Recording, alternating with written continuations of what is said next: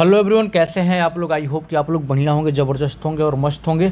बहुत सारे बच्चे लगातार कॉल और मैसेज करके ये पूछ रहे हैं, सर पॉलिटेक्निक के लिए सबसे बढ़िया सा ब्रांच कौन सा है, यानी ट्रेड कौन सा है पॉलिटेक्निक के लिए। अगर स्पेशली बात करें तो किस ब्रांच से हम जल्दी से जेई बन जाएंगे, जूनियर इंजीनियर बन जाएंगे, क्योंकि बहुत सारे बच्चों का, सभी बच्चों का सपना यही होता है पॉलिटेक्निक करने के बाद हमें बनना है जेई। तो आज मैं बात करूँगा सबसे बेस्ट ब्रांच कौन सा है। देखो यार, हर एक ब्रांच बढ़िया है, लेकिन कौन से ब्रांच सबसे बढ़िया उसके बारे में बात करेंगे। आपको पता है, जो पूरे पॉलिटेक्निक और बीटेक की बात करें तो एवरग्रीन जो ब्रांच है ना, यानी कि हमेशा सदाबहार, कौन कौन से हैं? 3 ब्रांच हैं।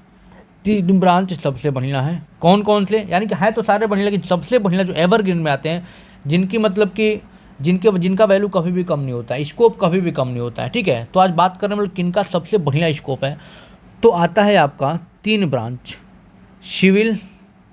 सिविल इंजीनियरिंग, दूसरा होता है इलेक्ट्रिकल इंजीनियरिंग, तीसरा होता है मैकेनिकल इंजीनियरिंग।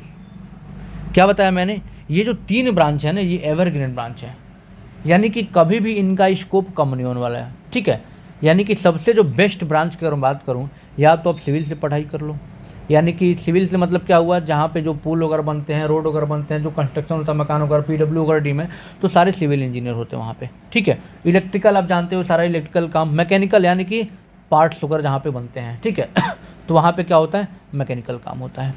क्लियर हुआ, गाड़ियों के पार्ट्स।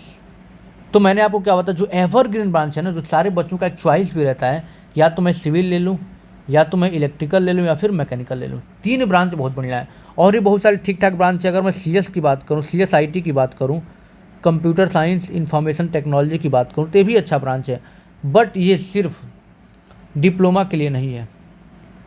अगर आप चाहोगे CSIT डिप्लोमा कर लें तो ठीक है, वैसा बहुत बुरा नहीं है, लेकिन आप अगर डिप्लोमा के बाद बीटेक कर लेते हैं, डिप्लोमा के बाद अगर आप बीटेक कर लेते हैं, तो CS से बेस्ट ब्रांच कुछ होता ही नहीं है। क्योंकि बीटेक वालों के लिए सबसे जो बेस्ट ब्रांच, पहला जो प्रेफरेंस होता है वो CSIT होता है, कंप्यूटर साइंस इंफॉर्मेशन टेक्नोलॉजी वगैरह होता है। ठीक है, यानी CS ब्रांच सबसे बेस्ट होगा कब, जब आप डिप्लोमा करके बीटेक करेंगे। तो मैं एक एक चीज़ आपको क्लियर करा दे रहा हूँ, ताकि आप बाद में कन्फ्यूजन ना रहो। आर्किटेक्ट भी ब्रांच होता है, ठीक है, इलेक्ट्रॉनिक्स भी होता है, बहुत सारे ब्रांच है, केमिकल है, बहुत सारे ब्रांच है, डेयरी का ब्रांच है, जो कि यूपी में एक ही जगह इटावा में है।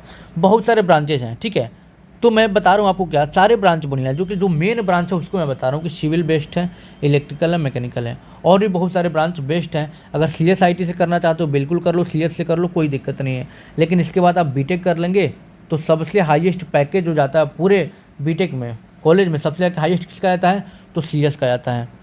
यानी CS वाला बंदा सबसे ज़्यादा पैसा कमाता है प्राइवेट में। क्यों? क्योंकि भाई सबसे ज़्यादा स्कोप हमारा CS का है। तो आप चाहोगे सिर्फ डिप्लोमा करके ये कर लें तो बहुत अच्छा नहीं मानता हूँ मैं इस बात को। ठीक है, तो आपको क्या करना है, अगर आपको सिविल मिल जाए, इलेक्ट्रिकल मिल जाए, मैकेनिकल मिल जाए तो बेटर है, CS भी मिल जाए तो कोई दिक्कत नहीं है। अगर आप उसके बाद क्या कर लेना, बीटेक कर लेना। इलेक्ट्रॉनिक्स भी ठीक ठाक है, बहुत सारे ब्रांचेज है, ब्रांचों की कमी नहीं है, बहुत सारे ब्रांच है। ये मैं बता रहा हूँ सिर्फ ग्रुप A के लिए मैं बता रहा हूँ आपको। ठीक है, ग्रुप K के लिए जाओगे तो उनका K1 K2 ग्रुप होता है, इलेक्ट्रिकल का, सिविल का। ठीक है, I ग्रुप होता है, C का होता है फैशन डिजाइनिंग, एयरक्राफ्ट, हर चीज़ का अलग अलग होता है। लेकिन मैं जो ग्रुप A से हमारे बच्चे हैं, क्योंकि हमारे बच्चे तो मैक्सिमम ग्रुप A के ही हैं, तो उनके लिए मैं बता रहा हूँ कि ये चीज़ आपको ध्यान रखना है, या तो सिविल ले लो, इलेक्ट्रिकल ले लो, मैकेनिकल, जो भी आपको इंटरेस्ट है, जिस चीज़ में आपका इंटरेस्ट है उसके हिसाब से ले लो ब्रांच। ठीक है, CS है, आर्किटेक्ट है, इलेक्ट्रॉनिक्स एंड कम्युनिकेशन है, बहुत सारे ब्रांचेज हैं, लेकिन ये वाले ब्रांचेज सबसे एवरग्रीन है। आप सोचोगे सर किस ब्रांच से जेई जल्दी बनाता है, तो अगर मैं देखूं, अगर सच्चाई बताऊं तो यही तीनों ब्रांच हैं। यानी सबसे ज़्यादा वैकेंसी जाती हैं, सबसे ज़्यादा वैकेंसी जाती हैं सिविल के लिए आती हैं, सिविल के लिए आती हैं। यानी कि इनका कट ऑफ भी बहुत हाई नहीं जाता है। क्या समझ में आ रहा है? अगर आपको लगता है कि बहुत जल्दी जेई आपको बनना है तो सिविल सबसे बेस्ट माना जाता है।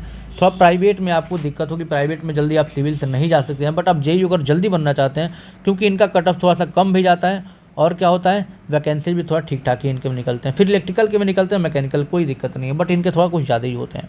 क्लियर हुआ?